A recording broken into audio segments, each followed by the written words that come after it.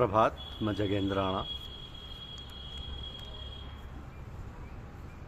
श्रीमद् भागवत गीता एक अलौकिक एवं प्रासादिक ग्रंथ, यह हमारी आज की आध्यात्मिक चर्चा का विषय है।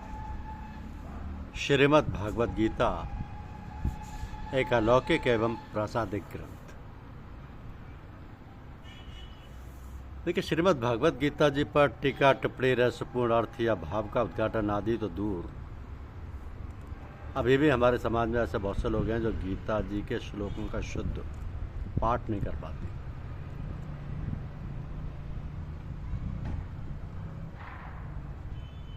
श्रीमद् भागवत गीता एक अलौकिक एवं प्रासादिक ग्रंथ है। तो एक सामान्य व्यक्ति को भी कम से कम श्रीमद् भागवत गीता का ठीक ढंग से पाठ करके अपना कल्याण करना चाहिए। 2 पंक्तियों में छपे श्लोकों को पढ़ते समय उसे 8-8 अक्षर के 4 भाग बना लें, अर्थात 8 अक्षर गिनकर एक साथ पढ़ने से एक चरण पूरा होगा। इसी प्रकार 4 पंक्तियों में छपे 44 अक्षरों वाले श्लोकों के एक चरण में 11 अक्षर गिनकर पढ़ना चाहिए। तो गीता के कुछ श्लोकों में अक्षर गणना करते समय कहीं कहीं एक चरण में 9 तथा 12 अक्षर भी मिलते हैं। उसका उच्चारण दिए गए रंगों के अनुसार ही करना चाहिए। तो श्लोकाक्षरों की गणना में आधा अक्षर अर्थात हलंत अक्षर की गणना नहीं करनी चाहिए। 8 अक्षर और 11 अक्षर की गिनती करते समय पूर्ण अक्षर को ही गिनना चाहिए। गीता जी का सही उच्चारण सीखने वाले सामान्य पाठकों की सुविधा के लिए प्रत्येक चरण के कठिन शब्दों को सामयिक चिन्हों से छापा गया,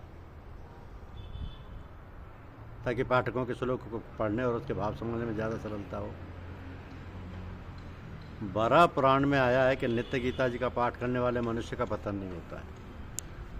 इसलिए गीता जी का नित्य पाठ यथासंभव अवश्य करना चाहिए। वास्तव में श्रीमद् भागवत गीता का महात्म्य है वाणी द्वारा वर्णन करने के लिए किसी का सामर्थ्य नहीं है, किसी का नहीं। क्योंकि एक परम रहस्यमय ग्रंथ है। इसमें संपूर्ण वेदों का सार संग्रह किया गया है। इसकी संस्कृत इतनी सुंदर और सरल है कि थोड़ा अभ्यास करने से मनुष्य उसको सहज ही समझ सकता है, परंतु इसका आशय इतना गंभीर है कि आजीवन निरंतर अभ्यास करते रहने पर भी उसका अंत नहीं आता। तो प्रतिदिन नए नए भाव उत्पन्न होते रहते हैं। इससे सदैव नवीन बना रहता है। एवं एकाग्रचित्त होकर श्रद्धा भक्ति सहित विचार करने से इसके पद पद में परम रहस्य भरा हुआ प्रत्यक्ष प्रतीत होता है।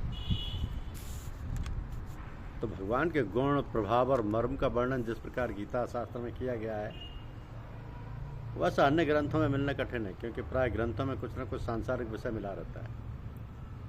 भगवान ने श्रीमद् भागवत गीता रूप एक ऐसा अनुपमेय शास्त्र कहा है जिसमें एक भी शब्द सदुपदेश से खाली नहीं है। श्री वेदव्यास जी ने महाभारत में गीता जी का वर्णन करने के उपरांत कहा है कि गीता सुगीता करने योग्य है, अर्थात गीता जी को भली प्रकार पढ़कर अर्थ और भाव सहित अंतःकरण में धारण कर लेना मुख्य कर्तव्य है, जो कि स्वयं पद्मनाभ भगवान श्री विष्णु के मुखारबिंद से निकली हुई है।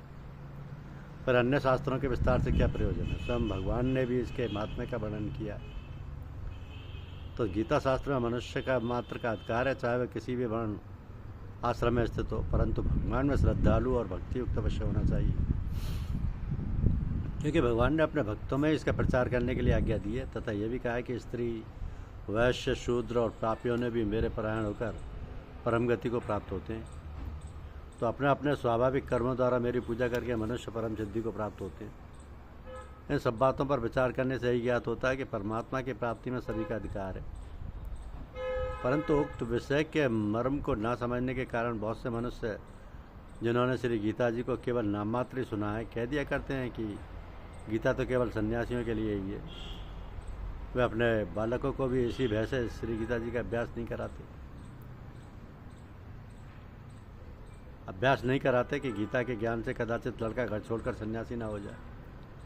किंतु उनको विचार करना चाहिए कि मोह के कारण छात्र धर्म से विमुख होकर भिक्षा के अन्न से निर्वाह करने के लिए तैयार हुए अर्जुन से ने जिस परम रहस्यमय गीता के उपदेश से आजीवन गृहस्थ में रहकर अपने कर्तव्य का पालन किया, उस गीता शास्त्र का यह उल्टा परिणाम किस प्रकार हो सकता है।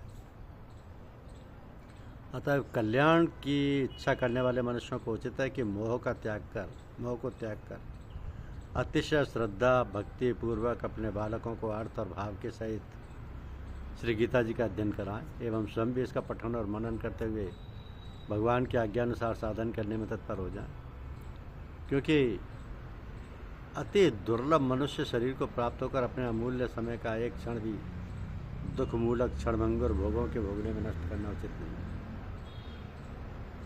श्री गीता जी में भगवान ने अपनी प्राप्ति के लिए मुख्य दो मार्ग बतलाएं, एक सांख्य योग, दूसरा कर्म योग। अब उनमें संपूर्ण पदार्थ मृग तृष्णा के जल की भांति अथवा स्वप्न की सृष्टि के सदृश माया में होने से माया के कार्य रूप संपूर्ण गुणों में बढ़ते हैं। ऐसा समझकर मन, इंद्रियों और शरीर द्वारा होने वाले संपूर्ण कर्मों में कर्तापन के अभिमान से रहित होना तथा सर्वव्यापी सच्चिदानंद घन परमात्मा के स्वरूप में एक ही भाव से नित्य स्थित रहते हुए एक सच्चिदानंद घन वासुदेव के सिवाय अन्य किसी के भी होने पने का भाव न रहना, यह तो सांख्योग का साधन है। तथा सब कुछ भगवान का समझकर सिद्धि असिद्धि में समत्व भाव रखते हुए आसक्ति और फल की इच्छा को त्याग कर भगवदाज्ञा अनुसार केवल भगवान के लिए ही सब कर्मों का आचरण करना तथा श्रद्धा भक्ति पूर्वक मन, वाणी और शरीर से सब प्रकार भगवान के शरण होकर नाम, गुण और प्रभाव सहित उनके स्वरूप का निरंतर चिंतन करना, ये कर्मयोग का साधन है। तो दोनों साधनों का परिणाम एक होने के कारण वे वास्तव में अभिन्न माने गए, परंतु साधन काल में अधिकारी भेद से दोनों के भेद होने के कारण दोनों मार्ग भिन्न भिन्न बतलाए गए हैं। इसलिए एक पुरुष दोनों मार्गों द्वारा एक काल में नहीं चल सकता। जैसे श्री गंगा जी के जाने के लिए दो मार्ग होते हुए भी एक मनुष्य दोनों मार्गों द्वारा एक काल में नहीं जा सकता। उक्त साधनों में कर्मयोग का साधन संन्यास आश्रम में नहीं बन सकता, क्योंकि संन्यास आश्रम में कर्मों का स्वरूप से भी त्याग कहा गया है, और सांख्य योग का साधन अभी आश्रमों में बन सकता है। यदि कहो कि सांख्य योग को भगवान ने संन्यास के नाम से कहा है, इसलिए उसका संन्यास आश्रम में अधिकार है, संन्यास आश्रम में ही अधिकार है, गृहस्थ में नहीं, तो ये कहना ठीक नहीं है। क्योंकि दूसरे अध्याय में श्लोक 11 से 30 तक जो सांख्यनिष्ठ का उपदेश किया गया है, उसके अनुसार भी भगवान ने जगह जगह अर्जुन को युद्ध करने की योग्यता दिखाई है। यदि गृहस्थ में सांख्योग का अधिकार ही नहीं होता तो भगवान का इस प्रकार कहना कैसे बन सकता था। हाँ, इतनी विशेषता अवश्य है कि सांख्य मार्ग का अधिकारी देहाभिमान से रहित होना चाहिए, क्योंकि जब तक शरीर में अहम भाव रहता है तब तक सांख्य योग का साधन भली प्रकार समझ में नहीं आता। इसी से भगवान ने सांख्य योग को कठिन बतलाया। तो साधन में सुगम होने के कारण अर्जुन के प्रति जगह जगह कहा कि तू निरंतर मेरा चिंतन करता हुआ कर्मयोग का आचरण कर। धन्यवाद। यूट्यूब चैनल को लाइक और सब्सक्राइब अवश्य कीजिए। शुक्रिया।